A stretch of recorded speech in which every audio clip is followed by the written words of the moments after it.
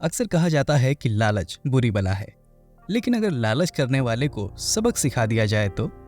जी हाँ, हमारी आज की कहानी इसी पर बेस्ड है और हमारी कहानी का नाम है लोहे को घुन खा गए। एक बार की बात है, दो व्यक्ति थे जिनका नाम था मदन और हरि। मदन और हरि दोनों व्यापार करते थे और दोनों व्यापार में सहभागी थे। मदन ने एक दिन हरि से कहा, मदन, क्यों ना हम कोई ऐसी चीज खरीद लें जो जल्दी से खराब ना हो और उसकी कीमत भी बढ़ती रहे, फिर हम उसे कुछ सालों बाद बेच देंगे, जिससे उससे हमें मूलधन से ज्यादा दाम मिल जाएं। तो इस पर हरि ने कहा, ठीक है मदन, तुम्हारी बात तो सही है, पर हम खरीदेंगे क्या? उन्होंने आपस में राय मशवरा किया और लोहा खरीदने का फैसला किया। दोनों ने बराबर बराबर रुपए मिलाकर लोहा खरीद लिया। हरि ने मदन से कहा कि वो लोहे को कहीं सुरक्षित स्थान पर रख दे। मदन ने वो लोहा अपने पास एक पुरानी कोठरी में रख लिया। कुछ दिन तो लोहा जस का तस रखा रहा, पर धीरे धीरे मदन के मन में लालच आ गया और मदन ने हरि को बिना बताए सारा लोहा बेच दिया। काफी दिनों बाद हरि मदन के पास गया और बोला, मदन, आज लोहे का भाव काफी बढ़ गया है, जल्दी से वो लोहा निकालो जो हम लेकर आए थे, हम उसे बेचकर आएंगे और बढ़िया पैसे कमाएंगे।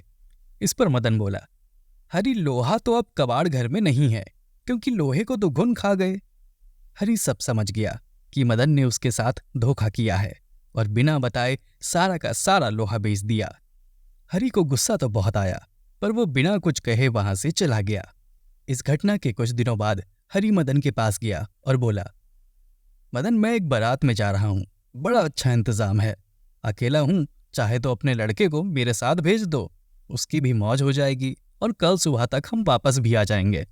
मदन बोला, क्यों नहीं, बेशक, तुम मेरे लड़के को साथ लेकर जाओ और हाँ, इसे बारात में अच्छी तरह से खाना वाना खिला देना।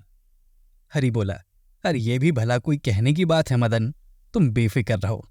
इस तरह 2 दिन बीत गए और मदन को बहुत चिंता हो गई कि अभी तक उसका लड़का घर वापस क्यों नहीं आया।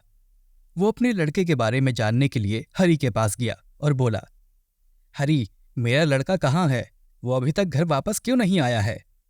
हरि ने कहा, क्या बताऊं मदन, रास्ते में एक चील तुम्हारे लड़के को उठाकर ले गई। ये कैसे हो सकता है? भला कोई चील 12 साल के लड़के को उठाकर ले जा सकती है क्या? सीधी तरह मेरा लड़का वापस करो, नहीं तो मैं राजा भीम के पास जाऊंगा। ठीक है मदन, चलो राजा जी के पास चलें, अब वही न्याय करेंगे। मामला वहां के राजा भीम के सामने पेश हुआ।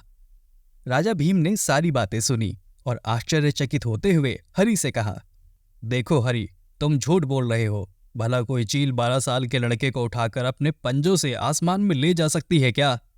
इस पर हरि ने उत्तर दिया, कथा कहूं कथावली, सुनो राजा भीम, लोहे को घुन खाए तो लड़का ले गया चील।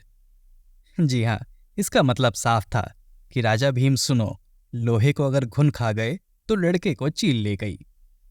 इस पर राजा भीम सब समझ गए और उन्होंने मदन को आदेश दिया कि वो हरि को लोहा वापस कर दे और हरि को कहा कि वो लड़के को मदन के पास वापस पहुंचा दे। तो दोस्तों, ये थी हमारी आज की कहानी। अगर आपको ये कहानी पसंद आई है तो अपने दोस्तों और फैमिली के साथ ज़रूर शेयर कीजिए और जल्द मिलता हूं मैं अगली कहानी के साथ।